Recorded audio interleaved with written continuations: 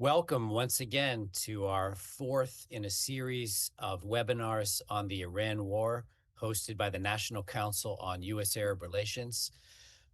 Is our pleasure and privilege today once again to have an all-star cast of experts on the region, and many questions to ask them at this critical moment in the trajectory of the war, 4 weeks into a war that we were told might last around 4 weeks. We have 25 countries kinetically involved, probably another half dozen providing intelligence, 12 that have been hit, and the entire world reeling from the economic impacts of this conflict that the ampler of which is still yet to be known. If you have a question, please send it to questions at ncusar.org, ncusar.org. We welcome you again from all around the world. Good morning, good evening, good afternoon, and for those still celebrating the Eid, blessed Eid to all of you. It is my privilege once again to introduce Abderrahim Foukara, the former Washington bureau chief of Al Jazeera, now the #1 news organization in the world, which he helped build in that respect, and former host of Min Washington, their flagship show on the Arabic channel. Looking forward to another fascinating discussion moderated by a real pro. Abderrahim, over to you.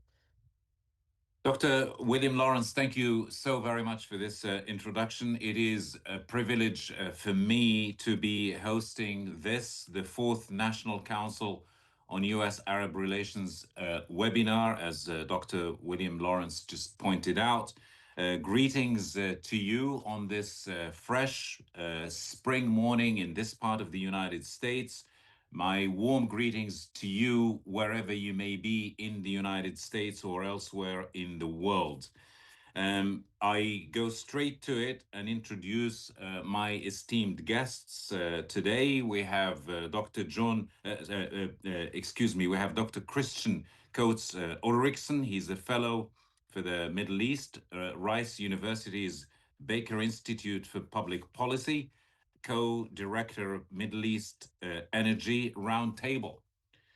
We also have, and it's a privilege to introduce Dr. John Sfakianakis. He's chief economist and head of economic research, Gulf Research Center, Riyadh, Saudi Arabia, associate fellow, Middle East and North Africa program at Chatham House in the United Kingdom, obviously. It's a privilege to welcome again Dr. Sarah Vashkouri. It's a privilege to have you again. You've contributed your amazing insights to previous webinars that I've hosted. Dr. Sarah Vashkouri, Center for Energy Security and Diplomacy Chair, Institute for World Peace, founder and president, SVP Energy International. And we will be also joined later on by Colonel David DeRoche, U.S. Army retired principal, Thayer Marshall Institute. Welcome to all of you. And as has been the tradition for me in hosting these webinars, I start with each one of you giving me his and her perspective on the subject at hand. If I may start with the issue of the war that has now completed its fourth week, as Dr. William Lawrence pointed out earlier. It has involved 25 countries kinetically, another half dozen in terms of intelligence sharing, and virtually every country in the world economically. I wanted to ask each one of you to tell us how you assess where we are and where we are going with this war. If I may start with Dr. Ulrichsen. Thank you very much, and thank you for hosting this webinar. Obviously, at the beginning of the conflict, 28th of February, people were speculating it would be days, if not weeks. We're now obviously into a situation where it's weeks, if not months. We're seeing obviously energy markets pricing in the possibility of a much longer conflict. We've seen the economic pain spread around the world. Obviously, we've seen the hits on regional states, including very substantive hits on energy facilities, LNG in Qatar with Ras Laffan, but also on Kuwait as well, and in other parts of the Gulf. So this is obviously a far more serious conflict than perhaps the president had anticipated back on the 28th of February. I think there were two ways of looking at developments over the last few days when we had the 48-hour ultimatum over the weekend, which was then followed almost completely abruptly without warning by the statement that there's a 5-day potential window for negotiations. And of course, the element of those negotiations is very unclear. It's as if we're hanging on every Truth Social post made by President Trump, and some of those swing not just from day to day, but from hour to hour. They go from one extreme to the other. So it's incredibly difficult to try to analyze the two almost contradictory assessments. One would be that President Trump now decides he does want some sort of exit strategy, an off ramp, and that these claims of negotiations are a way to try and achieve that. I know the Iranians have said they're negotiating with themselves, which may or may not be true. The other alternative, of course, is the opposite, that buying time for additional US forces, including the troops from the 82nd Airborne Division, who apparently are experts in seizing contested territory, to arrive in theater. So again, it's a complete mystery, perhaps, as to what exactly is in the president's mind at any one time. Are the Israelis on board? Is there an alignment between the US and Israel? Where do the Gulf states fit in terms of having leverage over decision-making direction of travel? And it's the fog of war, and that's where we are. But of course, we're now almost a month in. The initial objectives haven't been secured. Obviously, the Strait of Hormuz continues to be blocked selectively. Obviously, Iran is allowing traffic through for its own tankers, and Trump doesn't seem to have a plan. So this is where we are. It's very clear that it's not a Venezuela-style operation, but there wasn't really a plan B, and we're now desperately searching for a plan B. Okay. You've obviously gone through very important points. The hope is that we will get into some of them as this conversation progresses. Dr. John Sfakianakis, what is your take now? What is your economic perspective, if I may say, on where we are now and where we seem to be going with this war? Yeah. Well, I agree with what Christian has said. And first of all, thank you very much for the invitation. It's a great panel. I think, first of all, the consequence of a short war is that, and the straits being shut, is that the Gulf producing oil countries cannot export what they're known for. Some of them can, the UAE and Saudi Arabia, but to a reduced level. And if you compare what the export today versus the price, it doesn't still square to the same effect as what they were getting before.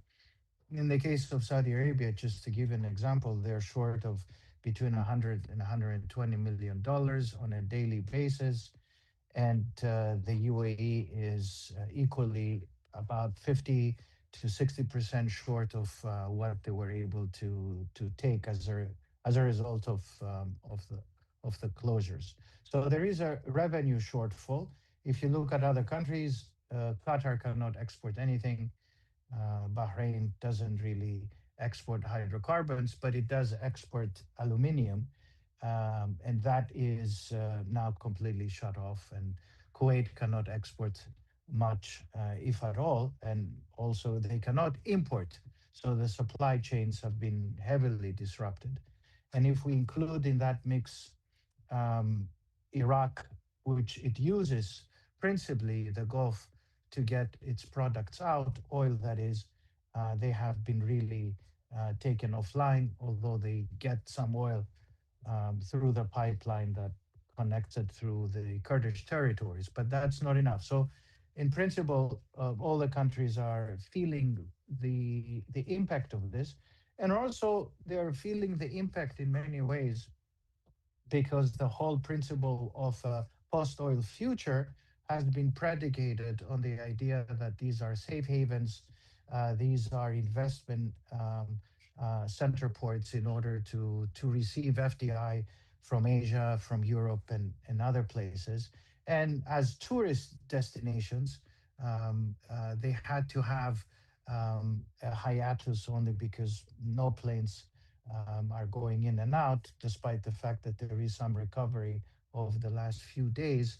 So the whole post oil thesis has been questioned.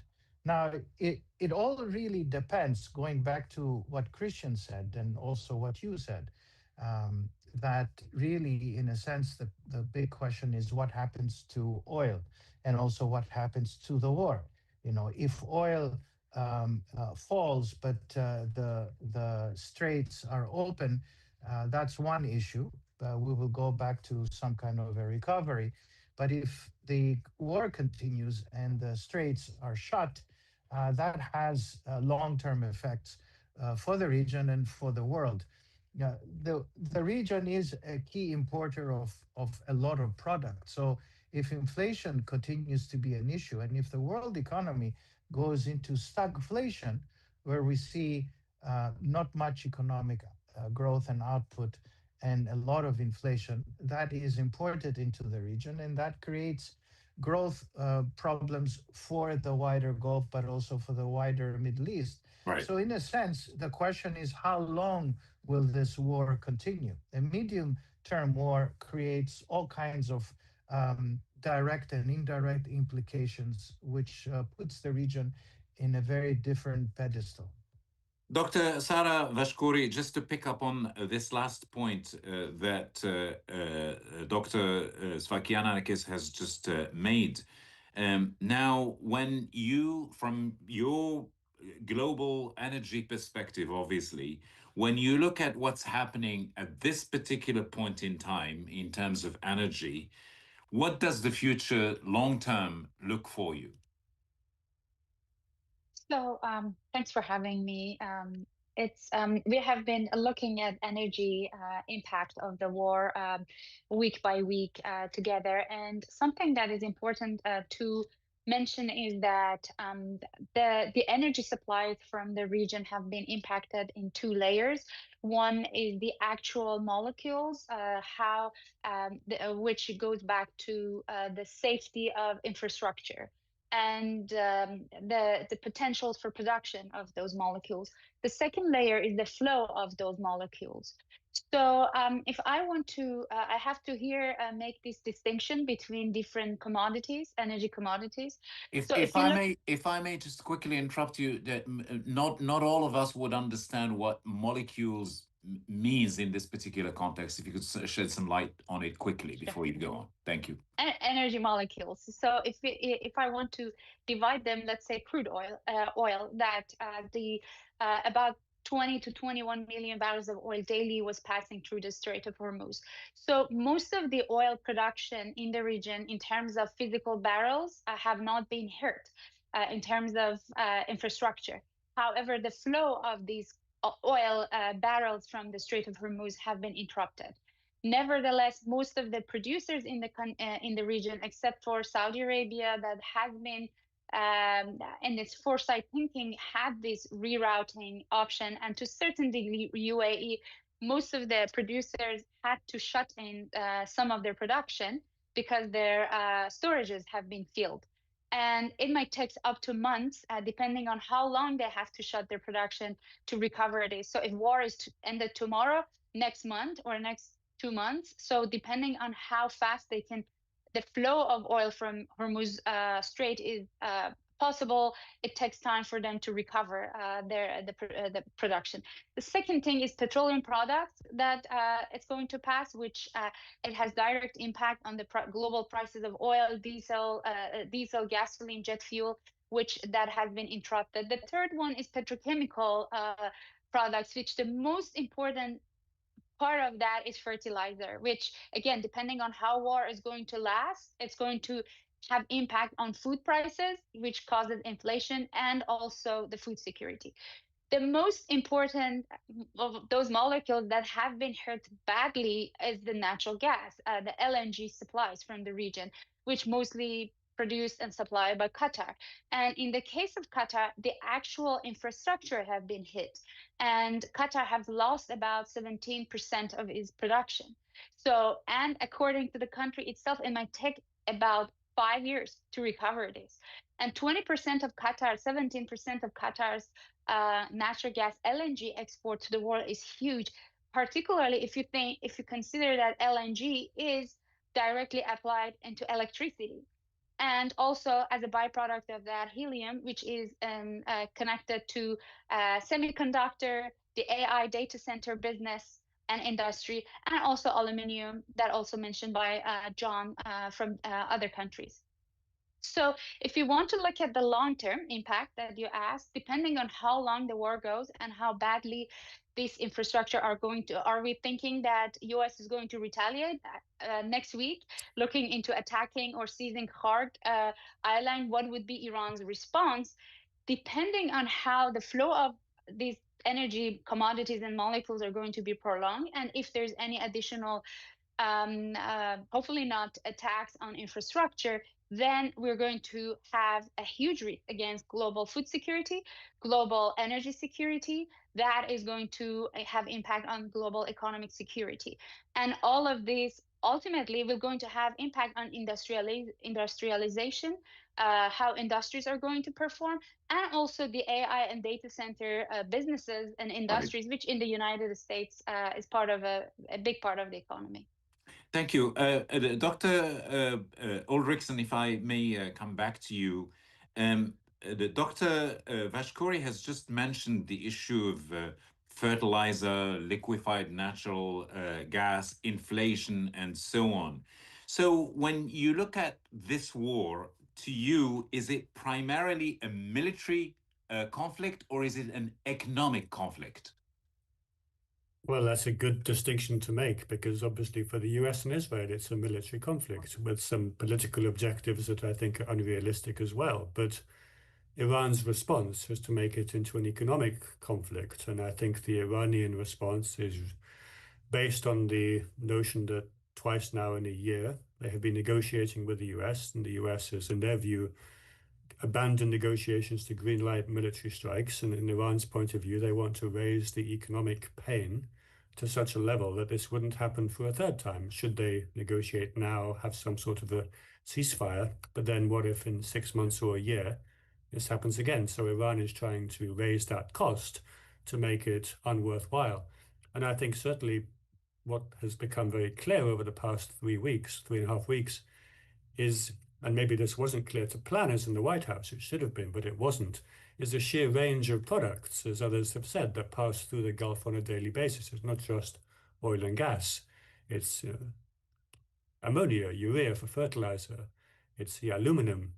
It's all sorts of products. It's helium. 1/3 of helium comes from Qatar, which is used for chip manufacturing, for cooling, for data centers. So these have critical effects on some of those key growth areas in the economy, which have been prioritized, not just in the Gulf, but in the US and around the world. And so by making it an economic conflict, Iran is really showing its ability to hold the world economy hostage. And obviously that gives it certain cards that the US is finding it difficult to try to engage with. And let me just step back a little bit based on what you've just said now, Dr. Ulrichsen. Could diplomacy have prevented the outbreak of this war in the first place? Well, again, the Omani foreign minister has laid out in his view that there was the outlines of a deal. I think diplomacy was progressing. It should have been given extra time. There had been plans for technical experts from both sides to meet on the 2nd of March, the Monday after the attacks began. That obviously never happened. They seem to have the outlines of a deal on stockpiling of enrichment. I think from an Iranian point of view, they felt that the negotiators from the US side were unprepared and kept shifting or moving the goalposts. And so that, I think, is the challenge. Even if we had new negotiations this week, what level of confidence would Iran put in the good faith ability of the negotiators? And how does the international community, Pakistan or Egypt or the Gulf states, who seem to be the intermediaries for this round of potential dialogue, what can they do to reassure both sides that the other will be negotiating in good faith? Let me, obviously, I want to go to Dr. Sfakian Anakis also for his take on this issue of economic war and military war. But let me just ask you one more thing. Now, you are a fellow for the Middle East Rice University's Baker Institute, James Baker. How has U.S. diplomacy, do you think, changed since the time of James Baker to the present time? What lessons has the current war with Iran revealed to us in terms of how the U.S. conducts diplomacy? Well, I think we're seeing policy enacted on the sort of on the hoof without any planning to underline that policy. And certainly when Secretary Baker was at the White House, or in the State Department at least, and then Chief of Staff at the White House, there was an element of policy planning that went into it. The Gulf War to liberate Kuwait was preceded by months of very detailed planning, and it had limited objectives. It didn't include going into Iraq afterwards. It had a specific measurable target, which was achieved, and I think that has been lost. Obviously, we've had steps along the way. The 2003 invasion of Iraq was obviously very contentious. Secretary Baker, I think, was against the invasion of Iraq. He was then heavily involved in the Iraq study group to try to bring that to an end. But even by comparison with these current events, the invasion of Iraq, also you had plans, you had buildup of force from months beforehand, but at least there was a plan. So I think that's the challenge. So we seem to be waiting on President Trump's every truth social for what he may be thinking at any one time, and there's no planning perspective. Some of the State Department, Department of Defense expertise has been hollowed out over the past year. The president seems to be surrounded by people who tell him what he wants to hear. And I think this just makes it much more difficult to try to get through perhaps the gravity of the situation that we now face ourselves. Dr. Sfakianakis, when you hear talk about diplomacy, as you've just heard now, could diplomacy have prevented the outbreak of this war? How do you see the prospects of diplomacy in terms of tackling not the war per se, but the economic strand of the war, particularly as being used by Iran, as Dr. Ulrichsen has just pointed out? Well, economics is a byproduct of politics. There are great economic plans, but usually they're adopted or not on the basis of the politics, be it in a democracy or an authoritarian state. So I think I would frame your question within this notion of the war has been in this matrix of geoeconomics. The military conflict clearly has created economic shockwaves throughout the region and beyond.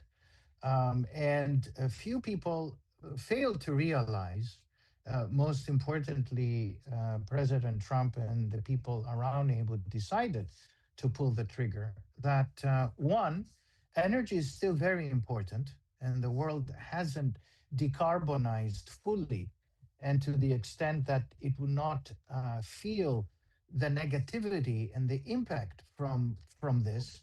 And secondly, the Strait of Hormuz is shut. And I think nobody was expecting that the Iranians will be able to shut it down. And also, they didn't expect that we would be sitting here for nearly 4 weeks deciding what is the future of the Strait of Hormuz without having a decisive plan. So, energy is very important, very crucial, even in this world of decarbonization and renewables. And two, the Gulf oil producing states are central to this issue. And fundamentally, we thought that they are just thinking of post oil and oil is no longer important.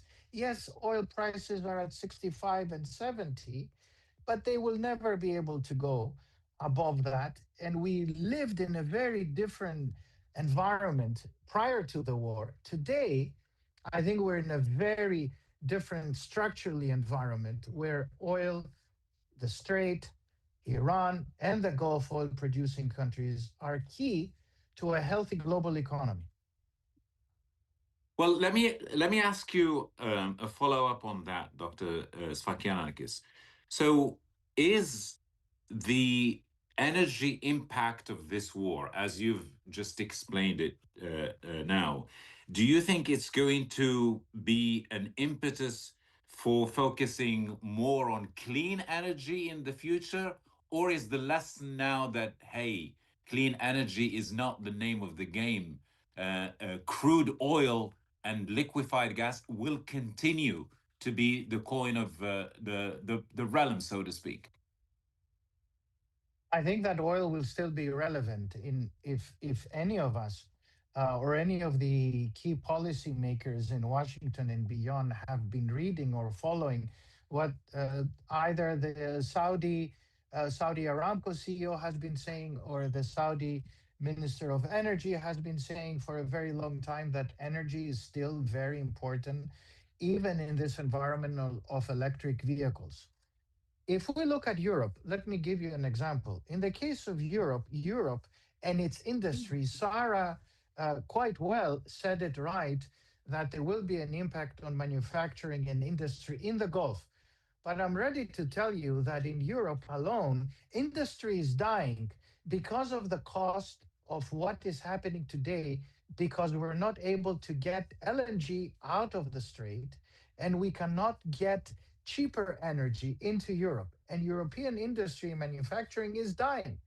So you need to have the mix. The answer is not just electric vehicles.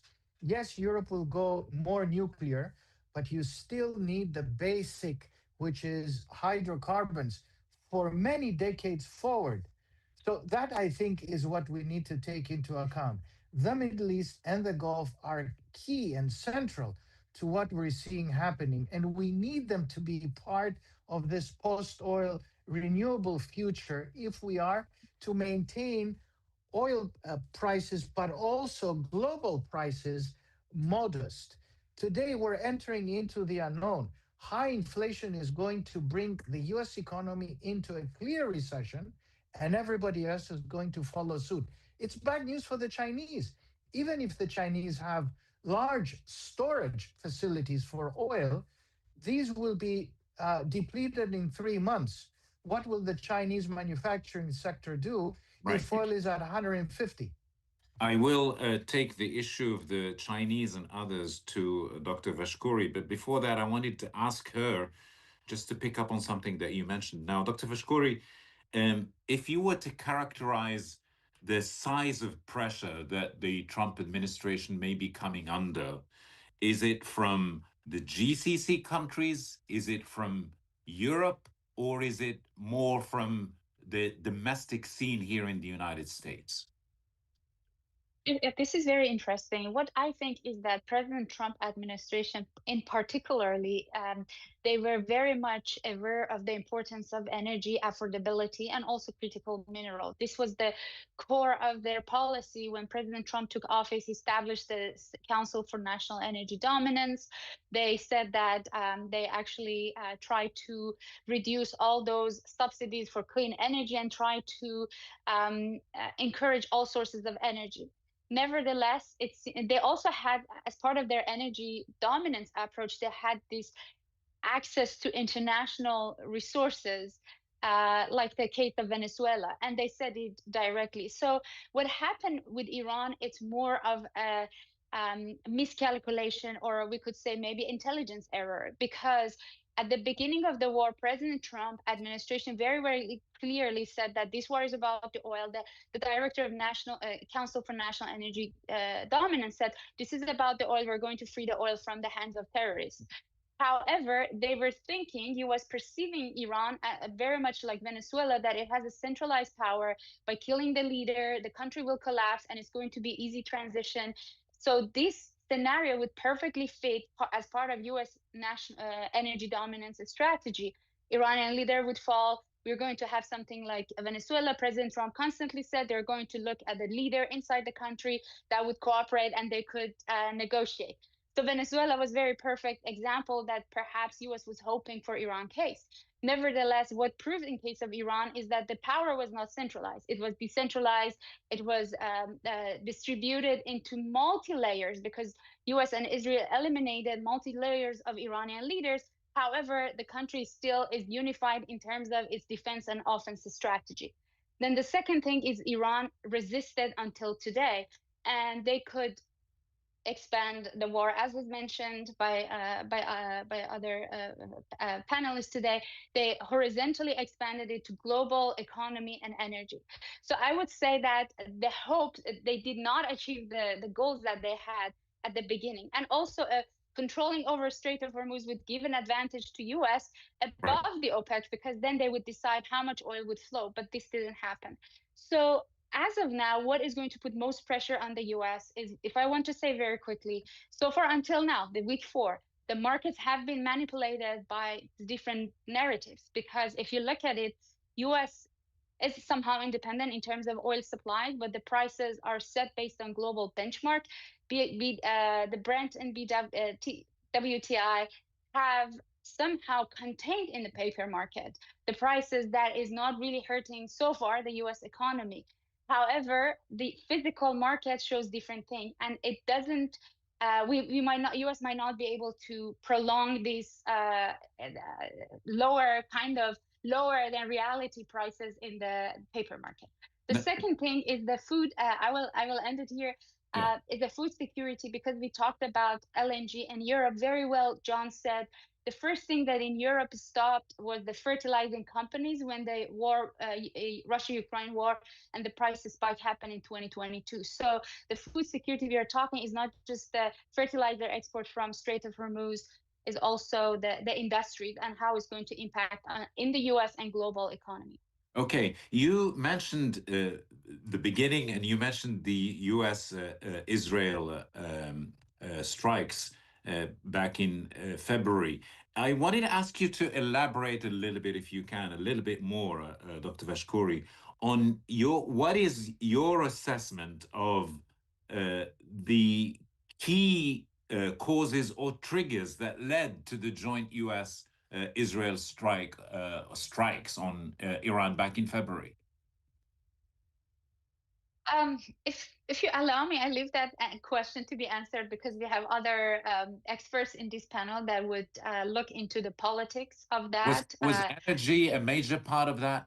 I would say, based on, if I don't want to think for the administration because I'm not in a place to comment on their behalf, looking at administration's direct statements regarding the war, energy was part of the calculation. And again, I would like to go back and quote the director of National Council, the Council for National Energy Dominance, or National Council for Energy Dominance, that he specifically in an interview just at the beginning of the war, he mentioned that this war is about the oil. We are going to free the oil from terrorists. So oil and energy coming right after Venezuela, definitely for Venezuela, President Trump directly mentioned to oil and minerals, and Iran has a lot of oil and gas. Iran has dominance over the flow of the whole energy, most of the OPEC production from the region. And also Iran has a lot of minerals. Iran has huge reserves of lithium. So if US would have this ideal taking over Iran or having a government like Venezuela that would cooperate with US government, US could easily have access to energy, to minerals, to flow of energy, and could kind of create a hiccup for China's Belt and Road Initiative. But so far, they could not reach to those objectives. Dr. Ulrichsen, when you think about the key causes or triggers that led to the joint U.S.-Israel strikes on Iran back in February, to what extent, where do you rate the China factor? There's competition between the U.S., the United States, and China. and there was talk that the U.S. thinking was to choke supply of energy to China within that competition. Is that a valid reading? Well, I think we can see there the difference between the US side and the Chinese side. The Chinese have actually spent months really building up a huge stockpile of oil, and especially have been buying increased volumes of oil from Iran in January, February, and have been preparing for potentially some disruption to happen. So they're not as directly affected at the moment, at least, as some other countries are. Ironically, also, we may well see an impact analogous to the oil embargo shock in 1973-74, which did have an impact on alternatives. And of course, for China, they're a leader in transition alternatives. And so we may well see longer term China benefiting from that as well. I mean, I think the trigger for the conflict was, as others have said, was partly President Trump's overconfidence, perhaps the belief he had that he could replicate an in-out decisive change that he'd done in Venezuela, where he got away with it. He was able to select someone willing to work with him, and now the new leadership in Venezuela, the old government with a new leader, has sort of given U.S. companies significant opportunities. So, I mean, I think there's a whole range of things that went into it. I'd be interested to hear what Colonel DeRoche thinks about it, because he was in the Gulf when it all began, and he spent 3 weeks, I think, observing missiles and drones. And so he'd probably have quite a lot of insight on that as well. But, I mean, for me, it was a combination of overconfidence about Venezuela and perhaps people around Trump telling him, you can be the one who does something that all your predecessors since Carter have failed to do. You've done something to deal with the regime. You can be the historic figure, and he took that bait. Well, since you suggested we go to Colonel David DeRoche, I'm delighted that he is now able to join us, and I'll take that very question to him. Colonel David DeRoche, welcome to this webinar. We were talking about people's assessments, and therefore your assessment. What is it of the key causes or triggers that led to the joint U.S.-Israel strikes on Iran back in February? Yeah, thank you, and I apologize for being a little late. It's a real honor to be here, and I got to. I only insist people call me Colonel within my immediate family. Yeah, I think that the irritants, the ballistic missiles, the proxies, nuclear program, those have been decade-long concerns. So why warfare now? And I think that there's two causes, and they both deal with the character and the situation that the Israeli president, or Israeli prime minister, and the American president find themselves in. I think with Netanyahu, he realizes that there is a generational, actually 3 generations that in America that have instinctively supported Israel, that have viewed Israel in a Cold War context, and that window is closing. That President Trump is really the last instinctively pro-Israel American president we're going to get, and that it is a likeliness approaching certitude that President Trump will be unable to get his own way after November. So I think he feels that he has a window, a once in a lifetime window, to deal with what could be what probably is an existential threat for Israel. So he had to do something soon. And then with President Trump, and this is overlooked, he talked himself into a corner in January when the Iranian democracy protesters were being massacred. He said, I will support you. And bad news for him, that was the first time in 25 years we didn't have an aircraft carrier in the Arabian Sea. He turned around and said, okay, what can we do? And they said, well, nothing right now. The aircraft carrier was off the coast of Venezuela. So I think that personal commitment, and with President Trump, there's always the policy, which is kind of hard to figure because that shifts quickly, but there's also his personal image and the idea that he would be compared with, say, Barack Obama's red lines on chemical weapons usage in Syria. That created an impetus. So the underlying causes have always been there, but I think the reason why we had action now was Netanyahu's closing window for American support, and President Trump making that personal commitment that had to be fulfilled. And in terms of escalation, what is the ceiling that you think this conflict could reach in terms of escalation? Yeah, good question. Well, I think what we're looking at really is attacks on energy infrastructure within Iran. So Iran was very, very quick to attack the GCC energy infrastructure. I mean the ports in Fao, the storage facilities in Fao, the Kuwaiti National Refinery, the Bapco storage facility in Bahrain, the Ras Laffan, although that was not initially attacked. Ras Tanura was initially attacked in Saudi Arabia, various facilities in the UAE, and most notably, what really knocked me out of my chair was the port of Duqm and Salalah in Oman, which had been the mediator. I mean, it was like, so that had been established in the early days of the war, but there's been, Israel, when they attacked the oil storage facility at Mehrabad Airport in Tehran, they were very, very careful to say, look, this is the Revolutionary Guards terminal here, and they didn't touch the oil, storage facilities at the much larger Imam Khomeini Airport outside of Tehran. So there has been an element of restraint here. So when you talk about escalation, what that basically means is hitting something that you haven't previously hit. I think that if there is escalation, it probably will not be against the refinement and storage, or I'm sorry, refinement and production facilities, because that would take Iran years to reconstitute, but rather against storage, which could be replaced within weeks. One more question to you, David DeRoche, before I go to Dr. Ulrichsen.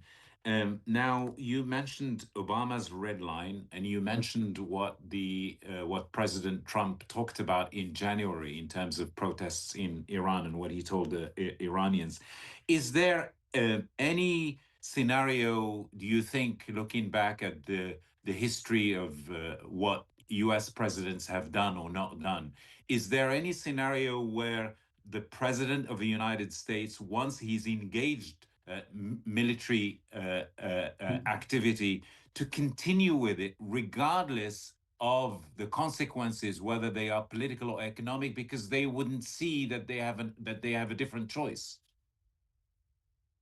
That's a good question.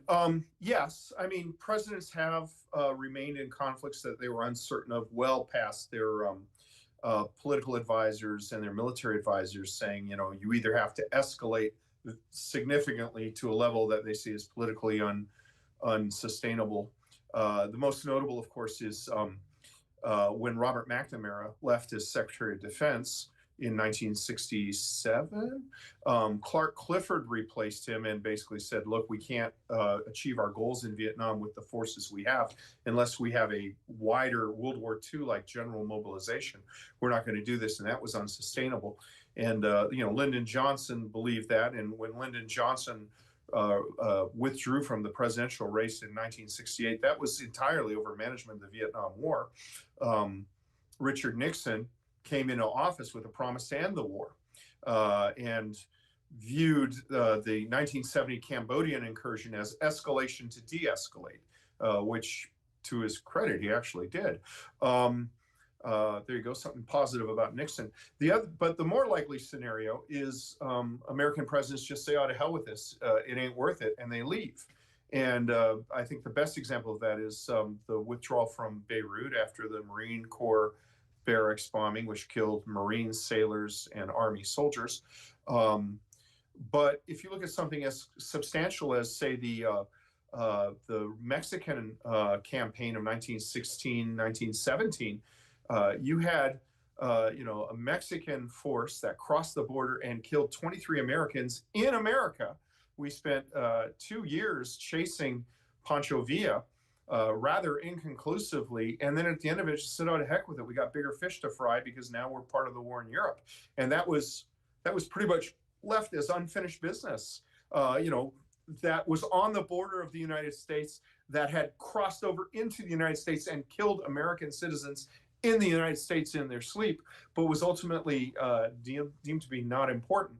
So I think that just cutting bait and saying, okay, this is a problem for other people is more likely, particularly if the folks in the region are viewed as not worthy of the effort.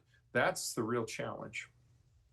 Dr. Ulrichsen, this obviously, we've just heard a very edifying historical perspective on the issue of where this may be going or not, this conflict with Iran. Back to the present, when we say China and Russia, obviously both evoke military and political power, but also energy ramifications of the conflict now in Iran. Talk about the political aspect or military aspect of China and Russia. What roles do you see them as playing or not playing in this current conflict with Iran? Well, in terms of Russia, just very briefly, I think the assumption in the White House that this would be a quick operation in Iran, successful within 3 or 4 days, reminded me of the statements in February 2022 that suggested that the Putin's regime also thought they'd be in Kiev in 4 days and that they would basically take control of Ukraine and it would be a decisive military operation. And here we are 4 years later, and the fighting is still ongoing, and there's no sign of a ceasefire. And in fact, in 2 months from now, the Ukraine war post 2022 will actually have lasted longer than World War One, and we're seeing World War One style tactics with trench warfare and like a stalemate. So that shows how assumptions of a quick, decisive military operation can very quickly get bogged down by realities on the ground, and Ukraine does not offer a good warning for that. Now, of course, we've also seen in Ukraine the large-scale testing and use of Iranian drones, and of course they've kind of had operational combat readiness in that.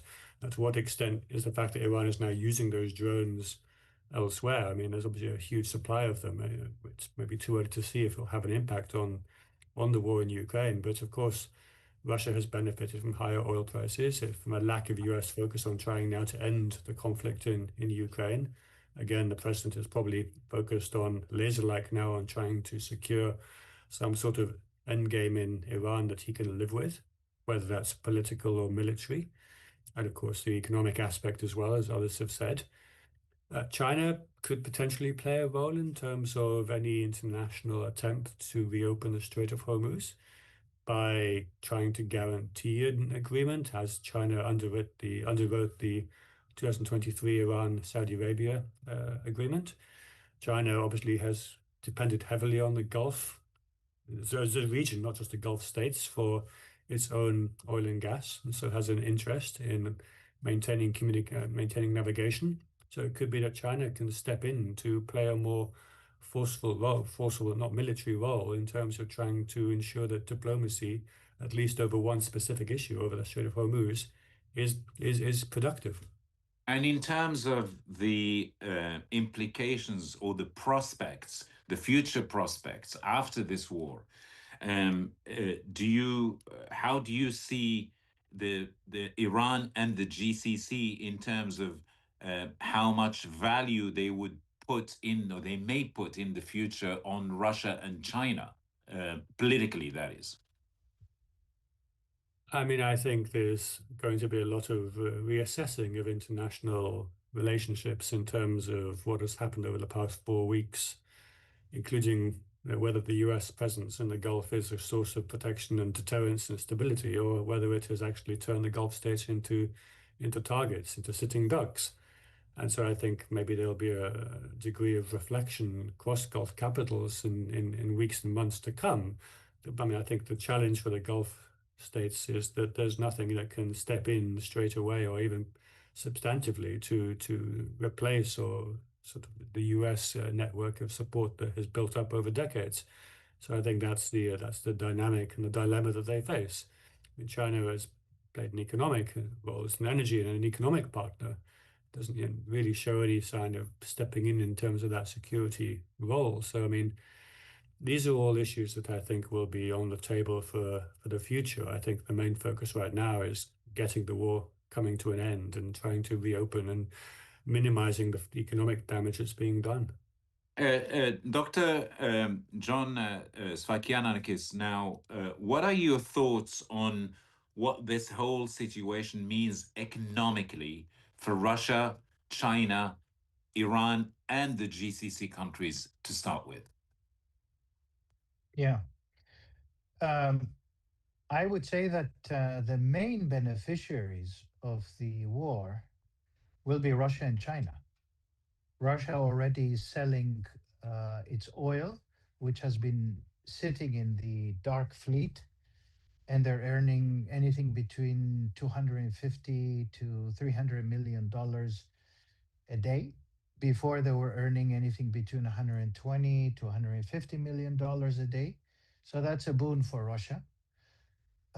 Number two, Russia is gaining because all the focus is now on the war with Iran, and there is little talk, little peace being created with Ukraine. So that is gone. Thirdly, on the military front, the U.S. will have to choose at some point how they reallocate resources to fight the war with Iran versus what they give to Ukraine over time. And then, fourthly, how will the Gulf try to replenish its defenses versus what they allocate towards Ukraine again? So there is a lot of military economic issues at hand, but Russia is a clear beneficiary from this, and China as well, as I said, and I think they will continue to be seen as more of a mediator to the point of Christian. Not only have they been replenishing, but also they have been sending their envoys. And when they reconstruct the Gulf oil countries, because the Gulf will have to rethink what are we to do here, and there's going to be a lot about localizing and also diversifying their sources of delivering hydrocarbons beyond the Strait of Hormuz. And they will need to be little Switzerlands in a way. They will build bunkers, they will build all these fortified units, and also they'll have to develop locally drones and AI facilities and capacities. If anything, this war is an AI war, and that is going to be to the benefit of China because China will provide technology much more easily than what the US is doing today. And I think that China commercially will offer a lot of these diversified refineries, petrochemical facilities, credit, as it has been doing throughout the Middle East. In Africa, they will continue to extend. One of the largest refineries in the western part of Saudi Arabia is made by China in a joint venture. So China is there very much as the beneficiary because also it's watching at the lessons learned on the military front. Clearly, the US cannot fight three wars at the same time. At best, it can fight one, and we have all discovered how the mighty U.S. aircraft carrier, USS Lincoln, is bailing out from the region because of the laundromat fire. So clearly, there are some lessons to be learned. And let me say this, I think for the US, they need to think a little bit, the policymakers, like historians. In my case, an economic historian, but still, I'm a student of history. The policymakers have failed to read history before deciding, but it's easy for me to say it because I live in the confines of academia or a think tank. But the US today is similar to what the UK, Britain faced in 1914, 1915. They're facing their moment of Gallipoli, where Churchill had to decide to go into this war that lost massively for the UK because it confronted the Ottoman Empire. And today, President Trump is facing a difficult decision because he will have to escalate because credibility here is being lost. Strategically, they're losing the war. Yes, they have done a lot of damage in Iran, but they're losing the war, and it seems that the U.S. is reaching its Gallipoli moment. if I am to superimpose it in the 1960s, Mhm. Lyndon B. Johnson wanted to get out of Vietnam, and he only escalated Vietnam Right. before Henry Kissinger came in and President Nixon to bail out the US from Vietnam, which was a war lost. Well, to continue this back to the future approach with you, Dr. Sfakiananis, you mentioned AI, artificial intelligence, earlier, which is now shaping a lot of things happening in the world, including in the Gulf. I wanted to ask you what obviously the Arab states of the Gulf, they have navigated over the decades many different challenges. The Iran-Iraq war, they navigated the invasion of Kuwait, the invasion of Iraq in 2003, and now they have this situation with Iran. How difficult do you think it'll be for them to rebuild whatever they had up until the war started moving into the future? No, I think that they will capably do it because they're sitting on trillions of assets, roughly 5 trillion invested overseas, which they can pull back, not all of it, but some of it. And if the politics is not right, they can start pull assets from the US. I don't think they will. But that is one possibility. They're sitting on huge assets which they can deploy.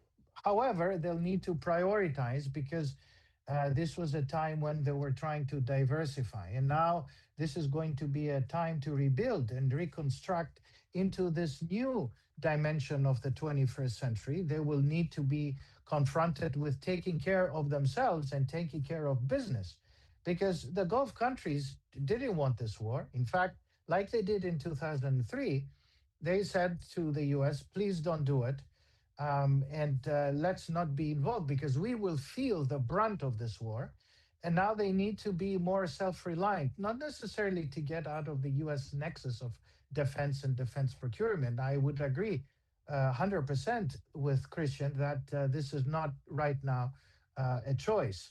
But over time, they will have to be more self reliant. Hence comes China, hence comes others, but they will need to also reprioritize because money is not infinite. And we have seen this in the case of Saudi Arabia. They need to reprioritize because the oil price has stayed low. And if we are to believe, which I believe, that this war is going to lead the global economy into a new recession, the Gulf is dependent very much on globalization and trade. If we get into a global recession, oil prices will recede, which means that they get less revenue. Tourists, investments, FDI is impacted. So in many ways, Right. this is not good news for the Gulf, but they are more resilient to recover from this than 20 or 30 years ago. Dr. Sarah Vashkouri, just to continue with this theme, you touched on the issue earlier in this conversation, the issue of fertilizer, food prices, inflation, and so on. Is there a silver lining for the global energy market? Is there a silver lining in this whole situation? I would say that it very much depends on country to country and region to region. For instance, in Europe, as John mentioned, the industries are the one to hit first. And the good example of that, if we want to reference, is the Ukraine-Russia conflict, which came right after the COVID recovery that prices were high. We had the shortage in the market. The first industries to be hit were actually the fertilizer industries, that they needed natural gas and LNG to produce the natural gas to produce fertilizer. So we are having the same trend in a much worse situation. One thing that is important is that the energy prices in the paper market somehow undermined the sheer energy crisis that we are in it, because the prices have not, we see the prices have moderately and in a very measured way increased. However, if we look at the commodities in the physical market, the prices are way higher. There is a absolute shortage, and again, the paper market cannot supply the actual commodities.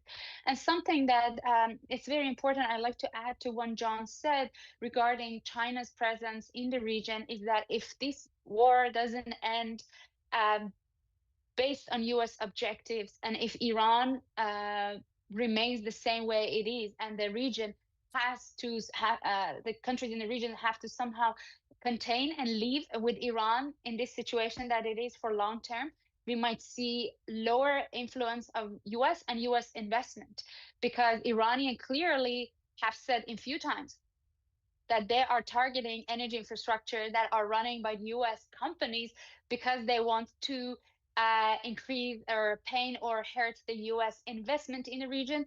They said that they want a region without US investment. They said that any country that to kick out the US diplomats, they can easily pass through the Strait of Hormuz. So if things continue the way it is and US doesn't succeed to reach to its objective, and the region has to somehow live with a neighbor that they have to somehow reconcile with them and choose their prosperity, because we know all these countries from Saudi Arabia, UAE, all of them, Oman, they all had visions to diversify their economies.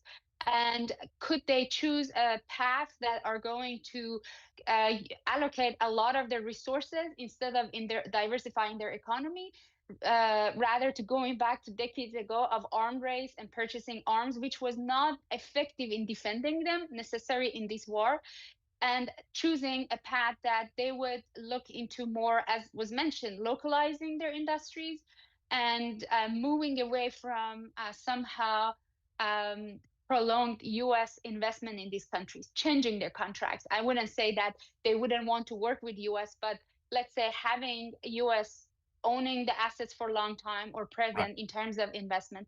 So what I think is that depending on the war outcome, we could see that as a potential scenario, as one scenario, we could see that U.S. investment, U.S. influence in terms of investment and commercial trade somehow lose leverage toward Chinese and China because of this factor, because they have to live and survive with a neighbor that is demanding them, that is like hostile.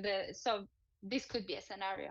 Now, the Iranians, as you know, what they are saying is that with regard to the Strait of Hormuz, Dr. Bashkouri, they're saying that not every country is prevented from getting its energy through the Strait of Hormuz. Only those that are showing enmity towards Iran, they are saying.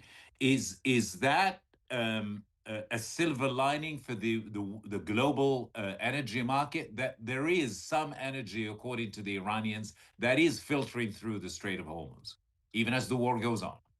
So if we look at it historically, what happened when the revolution in Iran is the 1979 revolution and war happened, Iran, for its oil export, put a ban of export to Israel. And for any country that was importing its oil, they would demand a discharge certificate to make sure that, let's say, Total did not discharge Iranian oil in Israel. And in terms of the conflict in the Red Sea with Houthis, we saw that Houthis kept the flow of energy open with restriction to ships or tankers that they were exporting these to Israel. So we could perceive, yes, a scenario, because the Strait of Hormuz is not physically closed in terms of disruption. So it's more of a permission now. It's closed in terms of would Iran make this safe or now? So if the world would have to go, as you said, for a silver lining or somehow temporary or permanent a solution, yes, we could think of a scenario that now there is somehow same arrangement that Houthis had in the Red Sea, that let's say tankers that are going to India or to China or to Japan are somehow safe. But again, thinking about it, most of that import goes to China, not so much to US, or not so much to, I mean, there are flow of energy to Israel, but not that much. But we could think, because you said countries that are hostile to Iran. So how is Iran perceiving neighbors or those countries as hostile?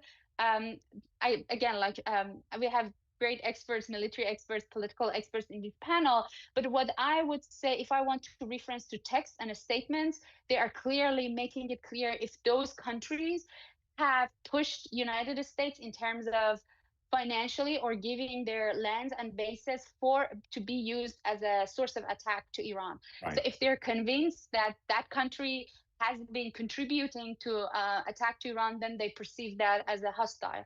So Right. yes, I think that would be a solution, could be a scenario of solution. David Deroche, over 7,500 U.S. ground forces have been mobilized. Some say this is to secure enriched nuclear material buried deep underground. Some say this is to take Kharg Island and disrupt Iranian energy markets. What is your assessment in terms of the attempts to reduce Iranian attacks on the Strait of Hormuz? Yeah. Well, so there's two main deployments of ground forces. The first are the Marines who are en route to the region on the USS Tripoli. They were sent from the Far East. Marines are ground forces. They don't like to admit it, although when one of them is arrested for a DUI, they refer to themselves as soldiers rather than Marines. The second is elements of the 82nd Airborne Division, and it's uncertain what specific elements other than the division headquarters and they say a brigade, but it could be the aviation brigade or it could be a ground maneuver brigade. It's uncertain what their mission is. In strategic terms, the mere fact that these forces are being contemplated helps to spread out Iran's defensive capabilities, causes them to think about more things, overwhelms the limited command and control that the Iranian security forces have. So it could have a military effect. During Operation Desert Storm, there were embarked Marines on ships who never left the ships. But the word was put out that they were there to land on the beaches of Kuwait. And so some of Saddam Hussein's forces who might have been able to more effectively defend against the enveloping left hook remained on the beaches in Kuwait waiting for a threat that never materialized. So you've already had a strategic effect, but I think having additional forces en route or in place can have an effect. When you look at the Kosovo campaign, which is probably our closest American historical analog to this, because it was an air campaign that went on for a very much longer than anticipated period, did not achieve its desired effect just with a increasingly diverse, expanding target set where they went from targeting the Serbian police but not the army to, by the end of 66 days, dropping every bridge and destroying every power plant in Belgrade. But we still argue over this, but there was an initial deployment of U.S. Army ground forces, and folks in the U.S. Army say that that's what led to the Serbian capitulation over Kosovo rather than the air campaign. In terms of Kharg Island, there's been a lot of talk about invading and seizing Kharg Island. That is certainly a possibility, but I think it would not be one that I would recommend as a military person, because Kharg Island does not produce or refine petroleum. It's a transshipment point. So rather than go to the expense and the considerable military risk of having to occupy it, where you'd have a small but significant civilian population that, could implant roadside IEDs, there could be sniper fires, there's an increased risk of civilian damage. All you have to do is just deny it.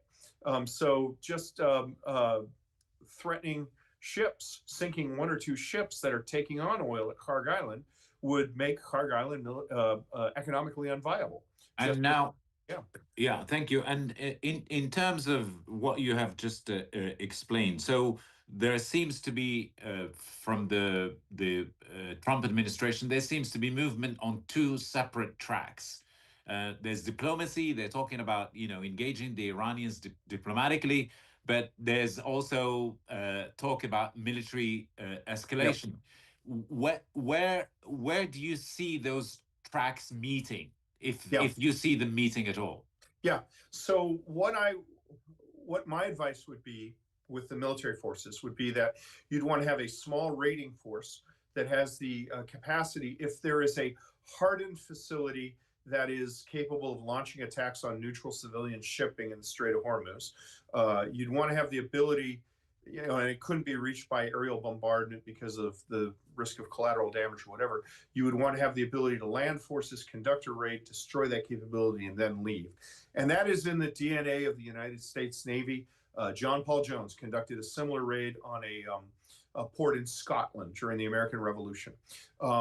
The second thing you'd want to do is, I think the assets I would look at for the 82nd Airborne Division would be the aviation brigade, which could, what we're seeing, particularly the Qatari Defense Forces, have been using attack helicopters as the premier anti-drone defense force to protect civilian infrastructure.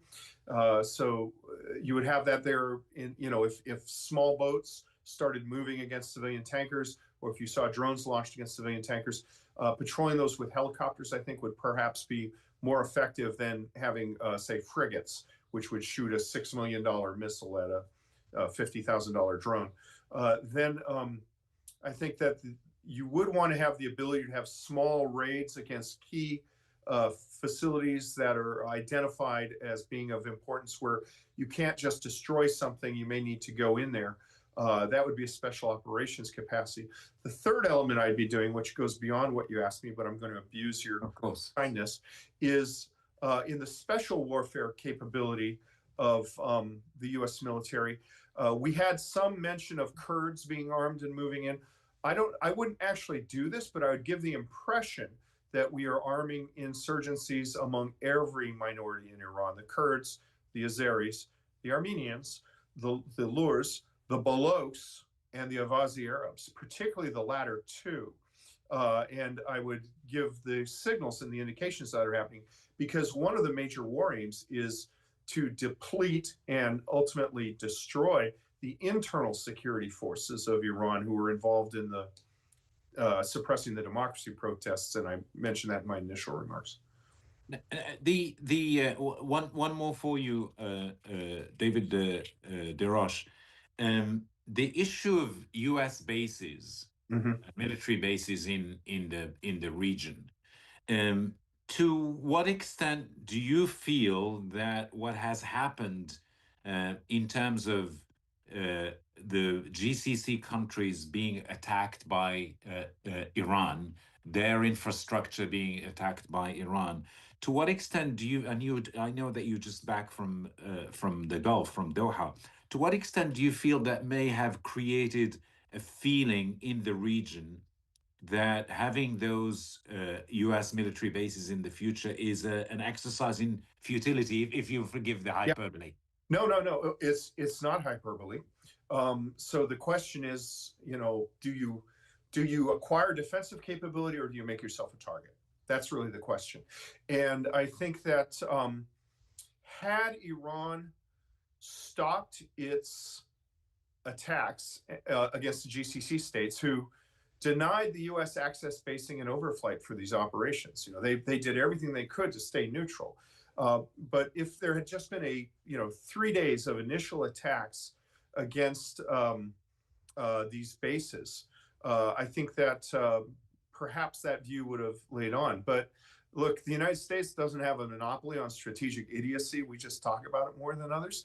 I think that for Iran to continue those attacks and then to expand the target list against civilian infrastructures and try to make the case that the Crown Plaza Hotel in Bahrain is a military facility, then basically sentiment is hardened against okay, there we have it. Iran will only accept us as defenseless and therefore at their mercy. We can't have a facility, and they are willing to target our civilian infrastructure. It's also, if you'll spare me a pedantic point, the only bases that can really be called U.S. in the Gulf is the naval facility in Bahrain, which is really a land-based, it looks like an industrial park, and then the bases in Kuwait, which, we have some of those are joint, but like Camp Buehring is entirely American because of the unique security guarantees that Kuwait requires. The rest of these, El Udeid Air Base is a Qatari air base with a U.S. presence on it, but it also has a significant Qatari presence. And El Dhafra Air Base in the UAE has, I think, the majority of the UAE's fighter aircraft. So even so, there's still an issue here. But I think we do need to, tactically, we need to rethink our presence, our posture in the region. For example, the NSA in Bahrain is in the middle of the city of Manama. And a lot of the reasons why these drones had successes is drones are typically shot at with bullets. You can't fire bullets at incoming aircraft in a city like that because the bullets come down eventually. You don't want them to come down on Manama International Airport. I think that what I saw was a shift, an inflection point shift from the Americans are the reason why we're getting this to holy cow, these people can't be placated. We need to double down on our relationship with the Americans. Let's see what we need. Now it's just a question of what is the most efficient basing structure to ensure the sovereignty of the GCC states. And there'll be some rethinking of that, but not as much as you'd think. Dr. Ulrichsen, what about you? How do you assess the change, if you think there is change in the GCC's thinking about its security infrastructure down the road, well into the future now? I mean, I think they've obviously taken hits over the last 4 weeks, and that is probably spurring conversations about localization, as I think John has said, and greater ways of coordinating among the 6 GCC states. The challenge perhaps being that security and defense have been some of the areas where the GCC states have had most difficulty in the past in actually coordinating policies, in part because some states saw each other as potential and actual threats. And so it will be interesting, I think, after this war is finally over, to see to what extent it is a game changer in at least stimulating a much more genuine GCC-wide security and defense posture, because you could argue the GCC has always worked best when they face a common external threat. And this is almost unique, certainly unique, I think, since 1990-91, in the sense that the entire GCC now faces the same external threat coming from Iran, of course, also being caught in the middle of the conflict between the US and Israel on the one side, Iran on the other. So there's at least a shared perspective of the threat that they face, where in the past that hasn't always been the case. So I think that will be something that could feed into discussions as to how some of the challenges and obstacles in the past to actually coordinating more closely can now be overcome. And does this conflict create the political space, the political will for leaders in the GCC to do so? And if I may ask you a double-headed question on this, obviously there are a lot of questions about NATO, what NATO is doing or not doing in this particular conflict.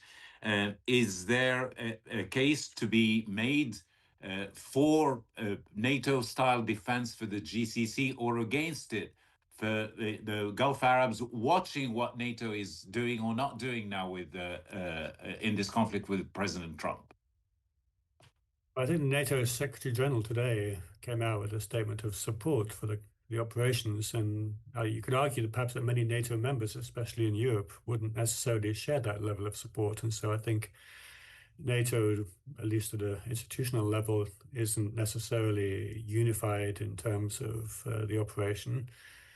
There's been obviously a small NATO presence in the Gulf. There's the Istanbul Cooperation Initiative with 4 of the 6 Gulf states, there's a NATO presence in Kuwait. There's been several Gulf states having ambassadors to NATO over the past decade or so. So there are relationships, but I think also there has been attempts in the first Trump administration to create what maybe the Trump administration would have liked to have thought of as an Arab NATO with a Middle East Strategic Alliance in 2017, 2018. But that never really went anywhere. And again, in part because there wasn't a shared assumption of underlying issues that they could agree to work on. It wasn't just the Gulf states, it was also Egypt and Jordan. And actually, Egypt withdrew first. That, of course, was at a time when we had the GCC rift over Qatar. So the GCC itself was heavily divided. Those conditions are no longer in place. But I think some of the underlying challenges still remain as to what sort of defensive or security relationship should emerge given the shock of what has now just happened. Back to you, Dr. Sfakianakis. Gulf economies like United Arab Emirates, Saudi Arabia, Qatar, Kuwait, Bahrain, they've seen direct hits to their airports, ports, refineries, and tourism hubs. Now, which non-oil sectors are facing the greatest long-term damage, do you think? And could this reverse years of economic diversification efforts in the GCC? Yeah, I don't think that you can reverse in this way what they have been trying to do over the last 10 to 15 years, because it is an existential issue for the GCC economies. They need to think of a post oil future because the world will do it for them one way or another. And they need to try and diversify. It's very difficult to do so, but they need to keep on doing it. Now, of course, more recently, we have been reading that, yes, aviation could be hit relating to logistics and tourism and property markets and so forth. But I would caution people and say that these are short term blips. And money has a way to be fungible, but also money goes where the best opportunities are. And still, the Gulf is an opportunity. I think what they will do now is they will double down on what they have been offering, and they will double down even more.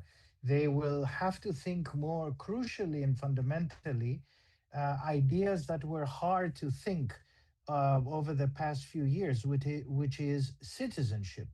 They need to open up and become more welcoming to citizens, people who have lived in the UAE for 30, 40 years, people who have lived in Saudi Arabia, in Kuwait, the Bidun, all these people who do not hold nationality, the passport will have to be given because they need to open up and live this inferiority complex of who is a citizen behind. And I think that is fundamental. They need to give citizenships to not just the holders of golden visas and because you're a football player or because you're a famous CEO or investor. I think they need to think more strategically because that in itself is existential. The war is going to ask far deeper questions about how do we manage our economies. But overall, I don't think that they will hold back on issues of tourism, aviation. Yes, there is a hiccup. Yes, every day Emirates is losing possibly $1 million, and Etihad even more. But in Qatar, not to forget, most of their planes are parked outside of Qatar. But over time, they will be fine. But that needs to also come with some idea of how do we manage our stability. And to Christian's point, I think they need to be far more unified. And we keep on saying as economists that they need to think of the model of the EU. Not that the EU is perfect, but they need to be more unified going forward. The defense side needs to be more unified. Yes, the UAE and Saudi Arabia have been frenemies in many fundamental ways over the last several years. That needs to be overcome. I know easier said than done, and definitely that is something that is of a challenge today for them to address. Not everybody can be the tourism hub. Not everybody will be the financial hub. Not everybody will be the industrial hub. You know, you only have one Dubai, and that is kind of it. You cannot have three Dubais, but there are many ways you can look at this issue, and you need to have unity to begin with. Competition is not going to lead to anything going Right. forward, that's for sure. Dr. Vashkouri, one part of the region that we have not touched upon, places like Lebanon, Jordan, Egypt, Tunisia, Morocco, and so on. What impact is this war having on oil importing economies across the region, such as the ones that I've just mentioned now? Again, I like to distinguish country by country because they're all affected differently. But looking at, for instance, Egypt is not just the imports, but the logistics that Egypt was handling from all these export through the Suez Canal. So there was all these oil and products that was exporting from the region was somehow stored and passed through that region that was a huge business for the country. So unfortunately, the consequences of this war has had multiple layers of impact on country by country basis, different regions, and globally. And again, depending on how long it's going to last, there is different countries have different resistance their economies toward this implications.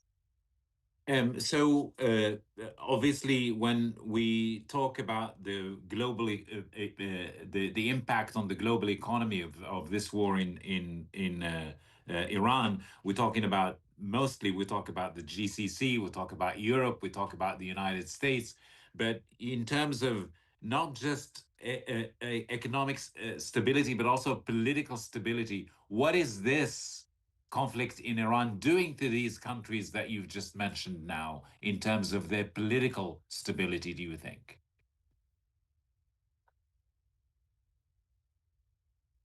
Well, the political stability, if you, for instance, want to look at the GCC, I haven't seen any threat or any implication yet for the political instability. Again, depending on where the world is going, is it going to be a catastrophic economic situation? Usually, for instance, in terms of GCC, it's the governments that are supplying that are securing people, that are defending the people, that are supplying the food and security. Going to Europe, it might have impacts on their elections because European countries already are recovering from huge subsidies that the governments had to allocate for just 2022 implications of the war and post-COVID recovery. And now we have yes, Russia being back again in the market, and Russia deciding whom and which price they want to export their energy to substitute some of the energy coming from GCC countries. In the United States, we have, again, a different story, but most of the importers, let's say Japan, Asian markets, when we talk about importers, we usually talk about China or Japan. There are much more smaller countries in Asia. So it could have a vast implications, but something that here I wanted to add to the discussion on Kharg Island, if I may, that my friend David touched upon, that something that we should also take into consideration is that Iran also, similar to Saudi Arabia and UAE, have built rerouting routes. So maybe not for a portion of all of its export, but they created this option of rerouting and sending some of their export through different routes in Jask and Qeshm. So I wanted to just have this note. Appreciate that. And the train of this conversation has almost reached the station, if I may say. Thank you very much, Dr. Christian Coates Ulrichsen, Dr. John Sfakianakis, Dr. Sarah Vashkouri, and last but not least, David DeRoche. I hand you back over to Dr. William Lawrence. Thank you very much. It's been a privilege moderating this webinar. On behalf of the board and staff of the National Council on U.S. Arab Relations, I'd like to thank you again for attending our fourth webinar on the Iran war and fifth on the overall Gulf crisis in 2026. This one was titled Shifting Sands, the GCC's new geopolitical, military, economic, and energy chessboard. Today's discussion by these all-stars, all kings and queens, who last week Ambassador Joey Hood referred to as UAVs, but I'm going to call them grand masters of this chessboard and promote them all to Marcus Carlson status. We'd also like to welcome back Colonel David DeRoche from his family and friends.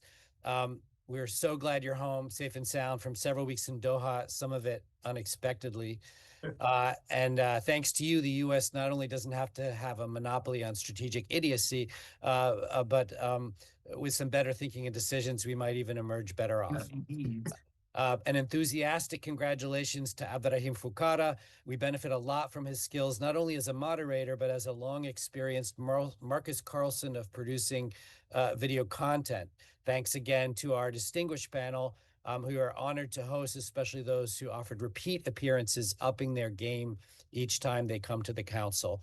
And we thank you, the audience, for your interest, your attention, and your questions. We look forward to continuing the conversation. I'm your host, Dr. William Lawrence. I encourage you to support the National Council, which for over 40 years has been one of America's leading educational nonprofits dedicated to improving American awareness, knowledge, and understanding of the Arab world, and by extension, the Middle East, Southwest Asia, and the Islamic world. And if I may add, improving regional awareness, knowledge, and understanding of Washington, as we do through our summer leadership program in Washington, D.C.